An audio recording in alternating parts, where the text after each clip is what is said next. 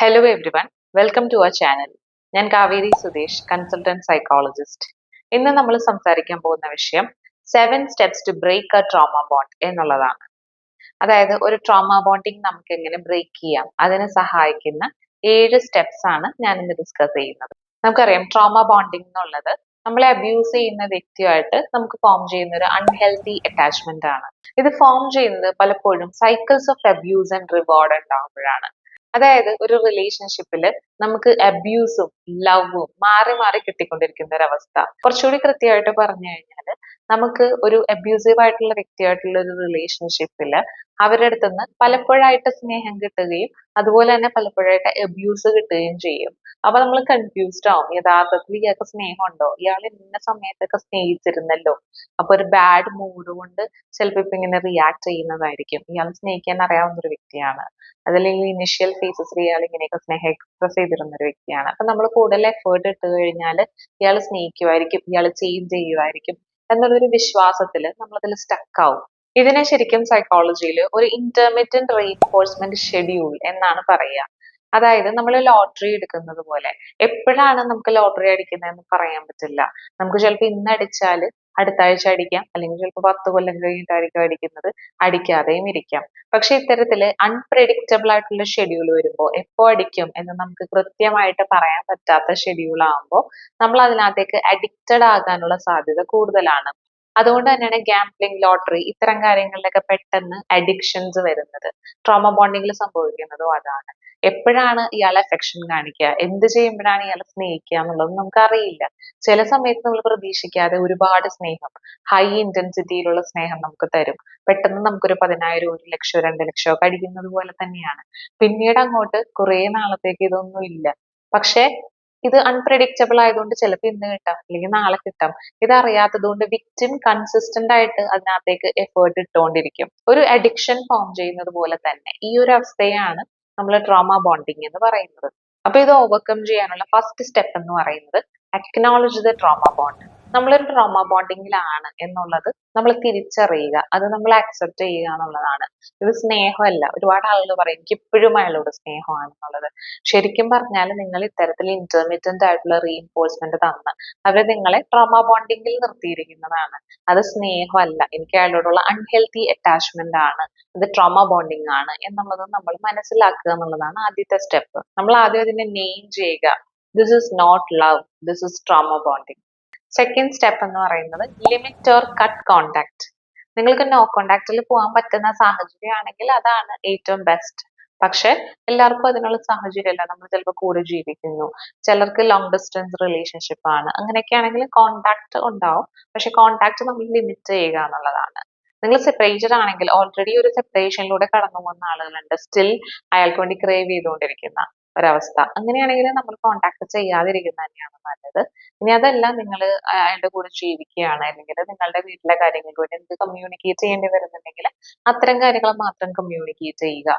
Long distance relationship ആണെങ്കിൽ നമ്മളൊരു time വെക്കുക. ഞാൻ ഇത്ര മണിക്ക് വിളിക്കാം എന്ന് പറയാം. അതിന്റെ ഇടയിൽ എന്റെ വർക്കിംഗ് ടൈമിൽ ഞാൻ വിളിക്കില്ല, വൈകിട്ട് ഞാനൊരു 4 മണിക്ക് വിളിക്കാം, അതുപോലെ രാവിലെ ഇത്ര മണിക്ക് വിളിക്കാം എന്നുള്ളൊരു പ്രെഡിക്റ്റബിൾ ഷെഡ്യൂൾ അവർക്ക് കൊടുക്കുക. രാത്രി നമ്മൾ ലേറ്റ് നൈറ്റിലേക്കുള്ള ടെക്സ്റ്റുകൾ നമ്മൾ റിപ്ലൈ കൊടുക്കാതിരിക്കുക. നമ്മൾ വേണമെങ്കിൽ അവരുടെ വാട്സപ്പ് ചാറ്റ് അതിലൂടെയൊക്കെ ഒരുപാട് ടെക്സ്റ്റ് ചെയ്ത് മാനിപ്പുലേറ്റ് ചെയ്ത് ശല്യം ചെയ്യുന്ന അവസ്ഥ ഉണ്ടെങ്കിൽ നമ്മൾ അത് മ്യൂട്ട് ചെയ്ത് വെക്കുക. അത്തരം കാര്യങ്ങളൊക്കെ നമ്മൾ ചെയ്യാവുന്നതാണ്. പിന്നെ അവർ ഡിസ്റ്റർബ് ചെയ്ത് പുറകെ വരാണ്, ഹൂവറിങ് ഫേസിലൊക്കെ ആണെന്നുണ്ടെങ്കിൽ നമ്മൾ അവരുടെ നമ്പർ ബ്ലോക്ക് ചെയ്യുക. അത്തരം കാര്യങ്ങളൊക്കെ ചെയ്യുന്നത് വളരെ നന്നായിരിക്കും. Third one, break the fantasy. നിങ്ങൾ ഇപ്പോഴും ഒരു ലവിങ് റിലേഷൻഷിപ്പിലാണ് എന്നുള്ളൊരു ഫാന്റസി ഉണ്ടെങ്കിൽ നിങ്ങളത് ബ്രേക്ക് ചെയ്യുക എന്നുള്ളതാണ്. നിങ്ങൾക്ക് ചിലപ്പോൾ ഇനീഷ്യൽ സ്റ്റേജിൽ അയാൾ തന്നിട്ടുള്ള സ്നേഹത്തിന്റെ മെമ്മറി ആയിരിക്കും ഉള്ളത്. അതുപോലെ തന്നെ എൻ്റെ ഒരു ക്ലയന്റ് പറഞ്ഞാണ് ഫൈറ്റ്സിന് ശേഷം ഇവർ കാണിക്കുന്ന ലവ് ബോംബിംഗ് എന്ന് പറയുന്നത്. നമ്മുടെ ബാംഗ്ലൂർ ഡേയ്സ് സിനിമയിലെ ഫഹദ് ഫാസിൽ ഫ്രിഡ്ജ് നിറച്ചും നസ്രയ്ക്ക് വേണ്ടി സ്ലൈസോ ഫ്രൂട്ടിയോ എന്തോ വാങ്ങിച്ചു വെക്കില്ലേ. അപ്പൊ ഈ രീതിയിൽ ഒരു ഫൈറ്റ് ഉണ്ടായി കഴിഞ്ഞാൽ സോൾവ് ചെയ്യുന്നത് എങ്ങനെയാണ്? നമുക്ക് ഇഷ്ടപ്പെട്ട സാധനം ചിലപ്പോൾ നമ്മൾ ഫ്രിഡ്ജ് തുറന്ന് നോക്കുമ്പോൾ അത് നിറച്ച് നമുക്ക് ഇഷ്ടപ്പെട്ട ചോക്ലേറ്റ്, അല്ലെങ്കിൽ നമുക്ക് ഇഷ്ടപ്പെട്ട ഇത്തരത്തിലുള്ള ഡ്രിങ്ക്സോ ഇഷ്ടപ്പെട്ട സ്നാക്സോ ഇതെല്ലാം വീട്ടിൽ നിറയെ വാങ്ങിച്ചു വെച്ചിരിക്കുന്നു. അപ്പൊ പെട്ടെന്ന് വിക്ടിം അതിനകത്തേക്ക് വീണ് പോകും. അതുപോലെ ഇവര് മുമ്പ് തന്നിട്ടുള്ള സ്നേഹത്തിന്റെ മെമ്മറീസ് നമ്മൾ വളരെയധികം സൂക്ഷിച്ചു വെക്കുന്നത്, അത് നമ്മൾ മാറ്റേണ്ടതാണ്. ഇവിടെ നമുക്ക് ചെയ്യാൻ പറ്റുന്നത് അവര് നിങ്ങൾക്ക് തന്നിട്ടുള്ള 10 മോസ്റ്റ് പെയിൻഫുൾ ആയിട്ടുള്ള അല്ലെങ്കിൽ നിങ്ങളെ ഡിസ്റെസ്പെക്ട് ചെയ്തിട്ടുള്ള 10 പ്രധാനപ്പെട്ട സിറ്റുവേഷൻസ് നിങ്ങളൊന്ന് എഴുതി വെക്കുക. ഓക്കെ. ചിലർ പറയും എനിക്ക് റെക്കോർഡ് ചെയ്യാൻ പറ്റില്ല. റെക്കോർഡില്ല. റെക്കോർഡ് എന്ന് ഉദ്ദേശിക്കുന്നത് വീഡിയോ റെക്കോർഡ് തന്നെ ആയിരിക്കണം എന്നില്ല. വീഡിയോ റെക്കോർഡ് ഇല്ലെങ്കിലും ഇത് നമുക്ക് വേണ്ടിയിട്ടാണ്, നമുക്കത് ഓർക്കാൻ വേണ്ടിയിട്ട്, ഒരു ഫാന്റസി വേൾഡിൽ നമ്മൾ ജീവിക്കാതിരിക്കാൻ വേണ്ടിയിട്ടാണ് ഇത് എഴുതി വെക്കാനായിട്ട് പറയുന്നത്. എന്താണ് യഥാർത്ഥത്തിൽ അവിടെ സംഭവിച്ചത്, എങ്ങനെയാണ് അവർ നമ്മളെ ഹേർട്ട് ചെയ്തത്, മാനിപ്പുലേറ്റ് ചെയ്തത്, അതിൽ നമുക്ക് ഏറ്റവും പെയിൻഫുൾ ആയിട്ട് തോന്നിയത് എന്ത് കാര്യമാണ് എന്നുള്ളതൊക്കെ എഴുതി വെക്കുക. ഇപ്പൊ എൻ്റെ ഒരു ക്ലയന്റ് തന്നെ എന്നോട് ഷെയർ ചെയ്ത ഒരു എക്സ്പീരിയൻസ് ആണ്. ഇവര് നാട്ടിലായിരുന്നു ഇവരുടെ ഡെലിവറിയും കാര്യങ്ങളൊക്കെ. പക്ഷെ ഇവരും ഹസ്ബൻഡും വിദേശത്ത് സെറ്റിൽഡ് ആണ്. നാട്ടിൽ വന്ന് ഡെലിവറി ഒക്കെ കഴിഞ്ഞ് മകന് 2 months ആയപ്പോഴേക്കും ഹസ്ബൻഡ് പറഞ്ഞു നമുക്ക് തിരിച്ചു പോകാം, എന്നിട്ട് വിസയൊക്കെ പുതുക്കി കഴിഞ്ഞിട്ട് നീ തിരിച്ചു വന്നോളൂ എന്ന് പറഞ്ഞിട്ട് തൽക്കാലത്തേക്ക് എന്ന് പറഞ്ഞ വൈഫിനെ അങ്ങോട്ട് കൊണ്ടുപോയി. എന്നിട്ട് അവർ തിരിച്ചു വിട്ടില്ല. പുള്ളിക്ക് ഈ വൈഫ് പുള്ളിയുടെ കാര്യങ്ങൾ നോക്കി അവിടെ തന്നെ നിൽക്കണം, പുള്ളിയുടെ എല്ലാ നീഡ്സും സാറ്റിസ്ഫൈ ചെയ്യാൻ പറ്റണം.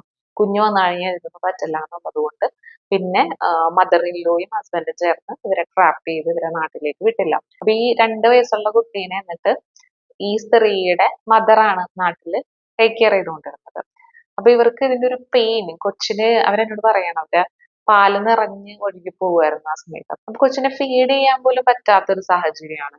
അപ്പൊ ഇങ്ങനത്തെ ഒരു അബ്യൂസ് ഇതൊന്നും നമ്മൾ മറന്ന് കളയരുതാത്ത അബ്യൂസ്, നോട്ട് ചെയ്ത് വെക്കേണ്ടതാണ്. അപ്പൊ ആ ഒരു അബ്യൂസിൽ അവരെന്നിട്ട് രാത്രി അവർ സങ്കടപ്പെട്ട് ബെഡിൽ കിടന്ന് കരയുന്ന സമയത്ത് ഇയാള് ചോദിച്ചിരുന്നത്, നീ എന്തിനാ കിടന്ന് കരയുന്നത്, നിന്റെ ആരെങ്കിലും ചത്തോ എന്ന് ചോദിക്കുമായിരുന്നു.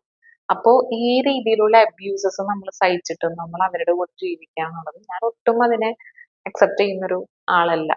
അപ്പൊ നമുക്ക് അവര് തന്നിട്ടുള്ള സ്നേഹം ഓർമ്മ വരുന്ന സമയത്ത് അവർ എന്തൊക്കെയാണ് നമുക്ക് തന്നിട്ടുള്ള പെയിൻഫുൾ ആയിട്ടുള്ള കാര്യങ്ങൾ, ഇത്തരത്തിലുള്ള അബ്യൂസുകൾ നമ്മൾ കൃത്യമായിട്ട് നോട്ട് ചെയ്ത് റെക്കോർഡ് ചെയ്ത് വെക്കുക. എന്നാൽ മാത്രമാണ് നമുക്ക് ഒരു ട്രോമ ബോണ്ടിങ് ഓവർകം ചെയ്യാൻ പറ്റുള്ളൂ. Fourth one, manage withdrawal symptoms. Trauma bonding ഞാൻ നേരത്തെ പറഞ്ഞല്ലോ, ഒരു അഡിക്ഷനിൽ വർക്ക് ചെയ്യുന്ന പോലെ തന്നെയാണ് ഇവിടെ നടക്കുന്നത്. അത് നമ്മൾ അവരോട് കോണ്ടാക്ട് ചെയ്യാതിരിക്കുമ്പോൾ നമുക്ക് അതിന് അതിയായിട്ടുള്ള ടെംപ്ടേഷൻസ് വരും. അപ്പൊ അതിനെ തടുക്കാൻ പകരം നമ്മൾ മറ്റെന്തെങ്കിലും കാര്യങ്ങളിൽ ഇൻവോൾവ് ആവുക. നമ്മൾ സൈക്കോതെറാപ്പി എടുക്കുന്നവർക്ക് ഓപ്പോസിറ്റ് ആക്ഷൻ പ്ലാൻ ഒക്കെ ക്രിയേറ്റ് ചെയ്ത് കൊടുക്കാറുണ്ട്. പകരം നമുക്ക് ചെയ്യാൻ പറ്റുന്ന ഡിഫറെന്റ് ആക്ടിവിറ്റീസ് എന്തൊക്കെയാണെന്ന് നമ്മുടെ ഹെൽപ്പിലൂടെ നമ്മൾ സജസ്റ്റ് ചെയ്യും. അതല്ലാതെ നിങ്ങൾക്ക് സ്വന്തമായിട്ടും മറ്റെന്തെങ്കിലും കാര്യത്തിൽ നമ്മൾ തൽക്കാലം ഇൻവോൾവ് ആകുക. ടെംപ്ടേഷൻ തോന്നുന്ന അപ്പൊ തന്നെ നമ്മൾ റെസ്പോണ്ട് ചെയ്യരുത്. 20 to 30 minutes നിങ്ങൾ മറ്റെന്തെങ്കിലും ആക്ടിവിറ്റിയിൽ ഏർപ്പെട്ട് കഴിഞ്ഞാൽ ചിലപ്പോൾ ആ ടെംപ്ടേഷൻ ഒന്ന് മാറും. അഡിക്ഷനിലും നമ്മൾ ഇങ്ങനെ തന്നെയാണ് ചെയ്യേണ്ടത്. നമുക്ക് ക്രേവിങ്സ് വരും, അല്ലെങ്കിൽ ഇപ്പൊ മദ്യപിക്കണം എന്നുള്ള തോന്നലുണ്ടാവുന്നു, സ്മോക്ക് ചെയ്യണം എന്ന് തോന്നുന്നു. പെട്ടെന്ന് തന്നെ നമ്മളത് ചെയ്യാതെ ആ ടെംപ്ടേഷൻ ഓവർകം ചെയ്യാൻ വേണ്ടി മറ്റെന്തെങ്കിലും ആക്ടിവിറ്റിയിൽ ഇൻവോൾവ് ആകുക. Fifth one, rebuild your identity. ആ റിലേഷൻഷിപ്പിന് പുറത്തുള്ള നിങ്ങളുടെ ഐഡന്റിറ്റി നിങ്ങൾ പയ്യെ പയ്യെ ബിൽഡ് ചെയ്യുക. അയാളുടെ പാർട്ട്ണർ എന്നുള്ള റോള് മാത്രമായിരിക്കില്ല നിങ്ങൾക്കുള്ളത്. നിങ്ങളുടെ പ്രൊഫഷണൽ ആയിട്ടുള്ള കാര്യങ്ങൾ, നിങ്ങളുടെ പാഷൻ, നിങ്ങൾക്ക് ഇഷ്ടപ്പെട്ട കാര്യങ്ങൾ, അങ്ങനെ ഒരുപാട് കാര്യങ്ങൾ ഉണ്ടാവും. അപ്പൊ ആ റിലേഷൻഷിപ്പിൽ വരുന്നതിന് മുമ്പ് നിങ്ങൾ എന്തായിരുന്നു, നിങ്ങൾക്ക് ഇഷ്ടം എന്തൊക്കെയായിരുന്നു എന്നുള്ള കാര്യങ്ങൾ ഓർത്തു നോക്കുക. അതിൽ എന്തെങ്കിലും ഒരു കാര്യം നിങ്ങൾ ചെയ്യുക. ചിലപ്പോൾ നിങ്ങൾക്ക് ഡ്രോയിങ് ഇഷ്ടമാണെന്നുണ്ടെങ്കിൽ ഒരു മീ ടൈം എടുത്ത് ഒരു സെൽഫ് കെയർ പോലെ കുറച്ചു നേരം നിങ്ങൾക്ക് വേണ്ടി എടുത്തിട്ട് നിങ്ങൾക്ക് ഇഷ്ടപ്പെട്ട ഒരു ആക്ടിവിറ്റി ആ സമയത്ത് നിങ്ങൾ ചെയ്യുക. നിങ്ങൾ പ്രൊഫഷണലി നിങ്ങളൊരു ഡോക്ടറാണ്, നിങ്ങൾ വർക്ക് ചെയ്യുന്നില്ല എന്നാണെങ്കിൽ അത് റിലേറ്റഡ് ആയിട്ടുള്ള എന്തെങ്കിലും കാര്യങ്ങൾ പഠിക്കുകയോ ചെറിയ വീഡിയോസ് നമ്മൾ യൂട്യൂബിലോ ഇൻസ്റ്റാഗ്രാമിലൊക്കെ ഇടുകയോ അത്തരം കാര്യങ്ങൾ ചെയ്യാം. അല്ലെങ്കിൽ നിങ്ങളൊരു ഫോട്ടോഗ്രാഫി നിങ്ങൾക്ക് ഇഷ്ടമുള്ള ഒരു കാര്യമാണെങ്കിൽ അത് നിങ്ങളുടെ ഒരു ഫ്രീ ടൈമിൽ കുറച്ച് സമയം നമ്മൾ അതിന് വേണ്ടിയിട്ട് സ്പെൻഡ് ചെയ്യുക. അങ്ങനെ പയ്യെ ആ ഒരു റിലേഷൻഷിപ്പിന് പുറത്തുള്ള നിങ്ങളുടെ ഒരു ഐഡന്റിറ്റി നിങ്ങൾ ബിൽഡ് ചെയ്തെടുക്കുക. Seventh one, seek safe support. നിങ്ങളെ മനസ്സിലാക്കുന്ന ആളുകളോട് നിങ്ങൾ ഷെയർ ചെയ്യുക. ഒരുപക്ഷെ നമ്മുടെ പേരൻസിനോട് ഇത് പറഞ്ഞു കഴിഞ്ഞാൽ അവർക്ക് പലർക്കും മനസ്സിലാക്കാൻ പറ്റുമായിരിക്കും.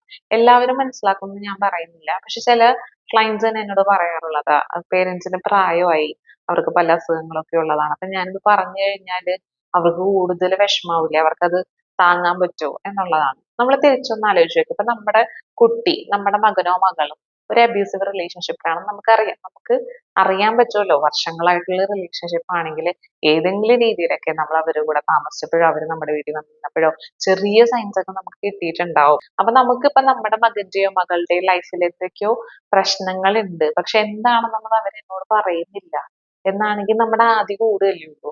എന്താണെന്ന് അവനൊന്ന് പറഞ്ഞിരുന്നെങ്കിൽ എനിക്ക് ഹെൽപ്പ് ചെയ്യാൻ പറ്റുന്നതായിരുന്നെങ്കിൽ ഞാൻ ഹെൽപ്പ് ചെയ്തേനെ എന്ന് നമുക്ക് തോന്നുമല്ലോ. ഇതുപോലെ തന്നെ കൺസേൺ ആയിരിക്കും നമ്മുടെ പേരൻസിനും ഉണ്ടായിരിക്കാം. ചില പേരൻസിന് എന്ത് പ്രശ്നം ഉണ്ടെങ്കിലും അവിടെ തന്നെ നിക്ക് ഞങ്ങൾ കണ്ടെത്തിയ ബന്ധുവാണ്, അപ്പൊ എന്ത് വന്നാലും അവർക്ക് അവരെടുത്ത ഡിസിഷൻ തെറ്റായി പോയി എന്ന് അംഗീകരിക്കാൻ പറ്റാണ്ട് വളരെ അബ്യൂസീവ് ആയിട്ടുള്ള പാർട്ട്ണറുടെ അടുത്തേക്കും തള്ളിവിടുന്ന പേരൻസും ഉണ്ട്. അങ്ങനെയല്ല ഞാൻ പറഞ്ഞത്. നോർമലി കാര്യങ്ങൾ തിരിച്ചറിവുള്ള ഒരു പേരന്റ് ആണെന്നുണ്ടെങ്കിൽ അവർക്ക് കൺസേൺ ഉണ്ടാവും. സ്വാഭാവികമായിട്ടും നിങ്ങളും പാർട്ട്ണറും തമ്മിൽ ഒരു ഹെൽത്തി റിലേഷൻഷിപ്പ് അല്ല എന്നുള്ളൊരു ക്ലൂ അവർക്ക് കിട്ടിയിട്ടുണ്ടെങ്കിൽ എന്തുകൊണ്ട് എന്റെ മകൻ അല്ലെങ്കിൽ എന്റെ മകൾ ഇത് എന്നോട് പറയുന്നില്ല എന്നുള്ള ആദ്യമായിരിക്കും അവർക്ക് മുൻപിൽ നിൽക്കുന്നത്. അപ്പൊ അതുകൊണ്ട് തന്നെ നിങ്ങളത് പറഞ്ഞു കഴിഞ്ഞാൽ അവർക്ക് കുറച്ചുകൂടി ക്ലാരിറ്റി കിട്ടും. ഒന്ന് ആലോചിച്ച് നോക്കാം, നമുക്ക് അൺസർട്ടണിറ്റി വരുമ്പോഴാണ് നമ്മുടെ ആങ്സൈറ്റി കൂടുന്നത്. പക്ഷെ ഇന്നതാണ് സംഭവം എന്ന് കൃത്യമായിട്ട് നമുക്ക് അറിയാമെങ്കിൽ നമ്മുടെ ആങ്സൈറ്റി കുറയാണ് ചെയ്യുന്നത്. അപ്പൊ അവരോട് പറയാ, എല്ലാ കാര്യങ്ങളും നമുക്ക് പറയാൻ പറ്റിയില്ലെങ്കിലും നിലവിലത്തെ കണ്ടീഷൻ ഇതാണ്, ഞാൻ സഫർ ചെയ്യുന്നത് എന്ന് അവരോട് പറയാവുന്നതാണ്. അപ്പൊ അവരോട് പറഞ്ഞിട്ട് അവര് മനസ്സിലാക്കുകയാണെങ്കിലും നല്ല കാര്യം. ചിലർ മനസ്സിലാക്കിയില്ല എന്ന് വരാം. പക്ഷെ രണ്ടാണെങ്കിലും നമുക്ക് ഷെയർ ചെയ്യാൻ പറ്റുന്ന ഒരു സ്പേസ് ഉണ്ടെന്ന് തോന്നിക്കഴിഞ്ഞാൽ നമുക്ക് ഓപ്പൺ അപ്പ് ചെയ്യുക. മിക്കപ്പോഴും അത് പറഞ്ഞു കഴിയുമ്പോൾ അവർക്ക് കൂടുതൽ ആശ്വാസമാണ് കിട്ടുന്നത്. എനിക്ക് നേരത്തെ അറിയായിരുന്നു എന്തോ പ്രശ്നമുണ്ടെന്നുള്ളത് പല പേരൻസും പറയും. അപ്പൊ ഇത് അറിഞ്ഞു കഴിയുമ്പോൾ എന്താണെങ്കിലും അത് പറഞ്ഞല്ലോ, നമുക്ക് ഇനി പറ്റുന്ന രീതിയിൽ ചെയ്യാം, നമുക്കത് നോക്കാം എന്നൊക്കെ സപ്പോർട്ടീവായിട്ട് സംസാരിച്ചിട്ടുള്ള ആളുകളും ഉണ്ട്. അതുപോലെ ഒരു ട്രസ്റ്റഡ് ഫ്രണ്ടോ അല്ലെങ്കിൽ സപ്പോർട്ട് ഗ്രൂപ്പിലൊക്കെ നിങ്ങൾ ഉണ്ടെന്നുണ്ടെങ്കിൽ സപ്പോർട്ട് ഗ്രൂപ്പിൽ ഇന്ററാക്ട് ചെയ്യുക. ഇപ്പൊ ഞാൻ പലരോടും സപ്പോർട്ട് ഗ്രൂപ്പിൽ സംസാരിക്കുന്ന പറയുമ്പോൾ അവർക്ക് ഇന്ററാക്ട് ചെയ്യാനായിട്ട് ഭയങ്കര ബുദ്ധിമുട്ടാണ്. നമ്മൾ എത്രത്തോളം ഐസൊലേറ്റഡ് ആയിട്ടിരിക്കുന്നു അത്രത്തോളം നമുക്ക് ഓവർകം ചെയ്യാനായിട്ട് ബുദ്ധിമുട്ടായിരിക്കും. നമുക്ക് നല്ലൊരു സെൽഫ് സപ്പോർട്ട് സിസ്റ്റം ഉള്ളപ്പോൾ നമുക്ക് ആ ട്രോമ ബോണ്ടിങ്ങിൽ നിന്ന് റിക്കവർ ചെയ്യാനായിട്ട് എളുപ്പമായിരിക്കും. നമുക്ക് ഇത്തരം കാര്യങ്ങളിൽ ഇൻവോൾവ് ആകാം, മറ്റുള്ള ആളുകളോട് എൻഗേജ് ചെയ്യാം. അല്ലാതെ അയാൾക്ക് വേണ്ടി മാത്രം ക്രേവ് ചെയ്ത് പുറകെ നടക്കുന്നത് നമുക്ക് ഒഴിവാക്കാനായിട്ട് പറ്റും. നമുക്ക് പല സ്ഥലങ്ങളിൽ നിന്നും ഒരു ഇമോഷണൽ സപ്പോർട്ട് കിട്ടും. അപ്പൊ സപ്പോർട്ട് ഗ്രൂപ്പിലൊക്കെ നിങ്ങൾ മെമ്പർ ആണെന്നുണ്ടെങ്കിൽ അതിനകത്ത് സംസാരിക്കുക. നമുക്ക് വലിയ വലിയ കാര്യങ്ങളും നിങ്ങളുടെ ലൈഫിലെ A to Z കാര്യങ്ങളും അവരോട് പറയാൻ പറ്റിയില്ലെങ്കിലും ചെറിയ ചെറിയ സംശയങ്ങൾ, ചെറിയ ചെറിയ എക്സ്പീരിയൻസസ് നിങ്ങൾ ഷെയർ ചെയ്യുക. അപ്പൊ അവിടെ നിന്ന് കിട്ടുന്ന റെസ്പോൺസ് അനുസരിച്ചിട്ട് നമുക്ക് കൂടുതൽ കൂടുതൽ പറയാനുള്ള ഒരു കോൺഫിഡൻസ്, അതിന് പറ്റിയിട്ടുള്ള ഒരു സ്പേസ് ആണെന്നുള്ള ബോധ്യമൊക്കെ ഉണ്ടാവും. ഇനി seventh one, seek therapy for deeper healing. നമ്മൾ ഇത്രയും കാര്യങ്ങളൊക്കെ ചെയ്താലും സൈക്കോതെറാപ്പി ഒഴിവാക്കരുത്. നിങ്ങൾക്ക് സൈക്കോതെറാപ്പി അഫോർഡബിൾ ആണെങ്കിൽ തീർച്ചയായിട്ടും നിങ്ങൾ സൈക്കോതെറാപ്പി എടുക്കുക. സൈക്കോതെറാപ്പി എടുക്കുകയാണെങ്കിൽ നിങ്ങളുടെ എന്തൊക്കെ അണ്ടർലൈൻ ബിലീഫ്സ് ആണ് നിങ്ങൾ ആ റിലേഷൻഷിപ്പിൽ സ്റ്റക്ക് ആക്കുന്നതെന്ന് തിരിച്ചറിയാനും അത് മോഡിഫൈ ചെയ്യാനും ഒരു സൈക്കോളജിസ്റ്റിന് നിങ്ങളെ ഹെൽപ്പ് ചെയ്യാൻ പറ്റും. അതുപോലെ തന്നെ നിങ്ങളുടെ അറ്റാച്ച്മെന്റ് ഇഷ്യൂസ് പരിഹരിക്കുക. ആ റിലേഷൻഷിപ്പിൽ നിന്നുകൊണ്ട് നിങ്ങൾ സെൽഫ് വർത്തും സെൽഫ് എസ്റ്റീം ഡാമേജ് ആയിട്ടുണ്ടെങ്കിൽ അത് റീബിൽഡ് ചെയ്യുക. റിലേഷൻഷിപ്പിൽ ഹെൽത്തി ബൗണ്ടറീസ് സെറ്റ് ചെയ്യാനായിട്ട് പഠിക്കുക. ഇത്തരം പല കാര്യങ്ങളും സൈക്കോതെറാപ്പിയിലൂടെ പോസിബിൾ ആണ്. അപ്പൊ അഫോർഡബിൾ ആണെങ്കിൽ തീർച്ചയായിട്ടും സൈക്കോതെറാപ്പി എടുക്കുക. കാരണം ഇപ്പൊ നമ്മുടെ ഫിസിക്കൽ ഹെൽത്തിന് നമ്മൾ കൊടുക്കുന്ന പ്രാധാന്യം പോലെ തന്നെ കൊടുക്കേണ്ടതാണ് മെന്റൽ ഹെൽത്തിനുള്ള പ്രാധാന്യം.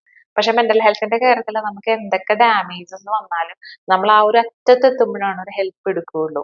ഈ കപ്പിൾ സെഷൻസിന് വരുന്ന ആളുകൾ തന്നെ ഞാൻ എപ്പോഴും ആലോചിക്കാറുണ്ട്, ഒന്നില്ലെങ്കിൽ ഡിവോഴ്സ് ചെയ്യും എന്നുള്ള ഒരു അവസ്ഥയിൽ ഒരാൾക്ക് ഡിവോഴ്സ് വേണമെന്ന് നിർബന്ധമായിട്ട് ഒരു തീരുമാനം എടുത്തു കഴിയുമ്പോൾ നമ്മുടെ അടുത്ത് വരുന്ന സാഹചര്യം, അല്ലെങ്കിൽ ഒരാൾക്ക് ഒരു എക്സ്ട്രാ മാരിറ്റൽ അഫെയർ ഉണ്ടാകുമ്പോൾ നമ്മുടെ അടുത്ത് വരുന്നു. ഇതും അല്ലെങ്കിൽ ഒരു സൈക്കോട്ടിക് കണ്ടീഷൻ, വളരെ സീരിയസ് ആയിട്ടുള്ള ഒരു സൈക്കോട്ടിക് കണ്ടീഷൻ നമുക്ക് കൗൺസിലിങ്ങിലൂടെ പരിഹരിക്കാൻ പറ്റാത്ത ഉടനെ തന്നെ ഒരു സൈക്യാട്രിസ്റ്റിനെ റെഫർ ചെയ്യേണ്ടി വരുന്ന ഒരു സാഹചര്യത്തിലൊക്കെയാണ് ആളുകൾ കൗൺസിലിങ്ങിന് വരുന്നത്. എല്ലാവരും അങ്ങനെയാണെന്നല്ല ഞാൻ പറയുന്നത്. ഇപ്പോൾ അവയർനെസ് ഉള്ളതുകൊണ്ട് ഒരുപാട് ഇംപ്രൂവ്മെന്റ് ഉണ്ട്. സ്റ്റിൽ കപ്പിൾ സെഷൻസിന് കൂടുതൽ ആളുകൾ വരുന്നത് ഇങ്ങനെയാണ്. ഒരാൾ സഹിയിട്ട് ഡിവോഴ്സിലേക്ക് പോകുന്ന ആ ഒരു അവസ്ഥയിൽ മറ്റേ പാർട്ട്ണർ എങ്ങനെയെങ്കിലും നിർബന്ധിച്ച് സെഷൻസിന് കൊണ്ടുവരുന്നു. അങ്ങനെയല്ല, അതിനു മുമ്പ് തന്നെ there is a problem നിങ്ങൾ തിരിച്ചറിയുന്നുണ്ടല്ലോ. ആ സമയത്ത് ഒരു മ്യൂച്വൽ ഡിസിഷൻ എടുത്തിട്ട് ഒരു സൈക്കോളജിസ്റ്റിനെ കൺസൾട്ട് ചെയ്ത് നോക്കുക. അപ്പൊ ഞാൻ വീഡിയോയിൽ പറയുന്ന ടിപ്സ് ആൻഡ് ട്രിക്സ് ആണെങ്കിലും അതും നമുക്ക് കൗൺസിലിങ്ങിനെയോ സൈക്കോതെറാപ്പിയോ റീപ്ലേസ് ചെയ്യാൻ പറ്റുന്ന രീതിയിലല്ല. ഇനി സൈക്കോതെറാപ്പി നിങ്ങൾക്ക് അഫോർഡബിൾ അല്ലെങ്കിൽ നിങ്ങൾക്ക് ചെയ്യാൻ പറ്റുന്ന മറ്റൊരു ചെറിയ കാര്യമാണ് നമ്മൾ കൊടുക്കുന്ന ഇമോഷണൽ ഹീലിംഗ് വർക്ക്ഷോപ്പ്. അത് ജസ്റ്റ് 499 റുപ്പീസിനാണ് നമ്മൾ ഒരു 10 days കോഴ്സ് പ്രൊവൈഡ് ചെയ്യുന്നത്. 499 റുപ്പീസ് എന്ന് പറയുമ്പോൾ ഇവൻ നിങ്ങൾ വർക്കിംഗ് അല്ലെങ്കിലും ഒരുപാട് ആളുകൾ ഹസ്ബൻഡ് അവർക്ക് വേണ്ട പൈസ തരുന്നുണ്ടായിരിക്കും. നിങ്ങളുടെ ഒരു പോക്കറ്റ് മണി അല്ലെങ്കിൽ നിങ്ങൾക്ക് ഫുഡ് ഓർഡർ ചെയ്യാൻ, നിങ്ങളുടെ മേക്കപ്പ് ഐറ്റംസ് മേടിക്കാനൊക്കെ കിട്ടുന്ന പൈസയിൽ നിന്ന് ഒരു 499 റുപ്പീസ് മാറ്റി വെച്ചിട്ടുണ്ടെങ്കിൽ നിങ്ങൾക്ക് ഈ പറയുന്ന ഇമോഷണൽ ഹീലിംഗ് വർക്ക്ഷോപ്പ് അറ്റൻഡ് ചെയ്യാൻ പറ്റും. പുറത്തുനിന്ന് ഫുഡ് കഴിക്കാന്നുള്ളതും നിങ്ങൾക്ക് ഇഷ്ടപ്പെട്ട കാര്യങ്ങൾ വാങ്ങിക്കാന്നുള്ളതും അതെല്ലാം വേണ്ടത് തന്നെയാണ്. പക്ഷെ ഒരു മാസം നമ്മളൊരു 499 റുപ്പീസ് നമുക്കൊന്ന് മാറ്റി വെക്കാൻ പറ്റിയ, നമ്മളൊരു പിസ്സ കഴിക്കുന്ന അല്ലെങ്കിൽ ഒരു കുഴിമന്തി കഴിക്കുന്ന പ്രൈസേ വരുന്നുള്ളൂ. അത് മാറ്റി വെക്കാൻ പറ്റിക്കഴിഞ്ഞാൽ ലൈഫ് ടൈം ആക്സസ് ആണ് നമ്മൾ ഈ ഒരു കോഴ്സിന് പ്രൊവൈഡ് ചെയ്യുന്നത്. വൺസ് നിങ്ങൾ ആക്സസ് ചെയ്ത് കഴിഞ്ഞാൽ ലൈഫ് ടൈം നിങ്ങൾക്ക് കാണാം, വേണമെങ്കിൽ റിപ്പീറ്റഡ്ലി കാണാം. അല്ലെങ്കിൽ നിങ്ങളുടെ പേസിൽ നിങ്ങളത് കണ്ടു തീർത്താൽ മതി. 10 days കൊണ്ട് നിങ്ങളുടെ മനസ്സിനേറ്റിട്ടുള്ള മുറിവുകൾ എങ്ങനെ ഹീൽ ചെയ്യാം എന്നുള്ളതാണ് ഈ ഒരു പ്രോഗ്രാമിൽ നമ്മൾ പഠിപ്പിക്കുന്നത്. ഇതൊരു പ്രീ റെക്കോർഡഡ് പ്രോഗ്രാം ആണ്. പക്ഷെ വളരെയധികം സമയമെടുത്ത് പഠിച്ച് കൃത്യമായിട്ടുള്ള കണ്ടന്റ് നമ്മൾ ഫോം ചെയ്ത് ഡെലിവർ ചെയ്യുന്ന ഒരു പ്രോഗ്രാം ആണ്. അപ്പൊ ഇതൊരു 499 പ്രോഗ്രാം ആണെങ്കിൽ ശരിക്കും അതിന്റെ വർത്ത് എന്ന് പറയുന്നത് മിനിമം ഒരു 10,000 എങ്കിലും വരുന്നുണ്ട്. അപ്പൊ താല്പര്യം ഉണ്ടെങ്കിൽ അതിന്റെ ലിങ്ക് ഞാൻ ഡിസ്ക്രിപ്ഷൻ ബോക്സിൽ ഫസ്റ്റ് കമന്റ് ആയിട്ടും കൊടുക്കാം. നിങ്ങൾക്ക് ലിങ്ക് ത്രൂ പർച്ചേസ് ചെയ്ത് ആക്സസ് ചെയ്യാവുന്നതാണ്. ഓക്കെ, അപ്പൊ ട്രോമ ബോണ്ടിങ് എങ്ങനെ ബ്രേക്ക് ചെയ്യാം എന്നുള്ളതിനെ കുറിച്ച് നിങ്ങൾക്ക് മനസ്സിലായി കാണുമെന്ന് വിചാരിക്കുന്നു. നിങ്ങൾ സെറ്റ് ചെയ്യുന്ന ചെറിയ ചെറിയ ബൗണ്ടറീസ്, ചെറിയ ചെറിയ സെൽഫ് കെയർ, നിങ്ങളുടെ ഐഡന്റിറ്റി ബിൽഡ് ചെയ്യാനായിട്ട് നിങ്ങൾ എടുക്കുന്ന ചെറിയ ചെറിയ സ്റ്റെപ്സ് പോലും അതിനെ ഹെൽപ്പ് ചെയ്യാം. ഓക്കെ, അപ്പൊ ഇത്തരത്തിൽ ഇൻഫർമേറ്റീവ് ആയിട്ടുള്ള സൈക്കോളജി റിലേറ്റഡ് വീഡിയോസിന് വേണ്ടിയിട്ട് നിങ്ങൾക്ക് നമ്മുടെ ചാനൽ സബ്സ്ക്രൈബ് ചെയ്യാം. നമുക്ക് അടുത്തൊരു വീഡിയോ ആയിട്ട് കാണാം. അതുവരെ bye from our channel. Thank U.